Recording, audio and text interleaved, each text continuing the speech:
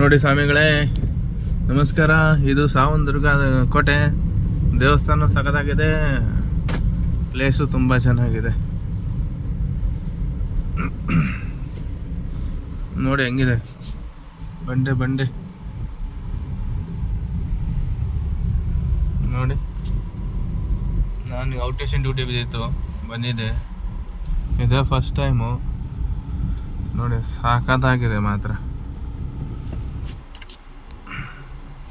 Savandurga Magadi road ಹತ್ರ ಇದೆ ದೇವಸ್ಥಾನ.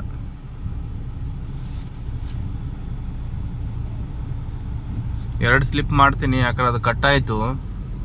ಅದು ಯಾಕೆ ಕಟ್ ಆಗ್ತಾಯಿದೆ ಗೊತ್ತಿಲ್ಲ.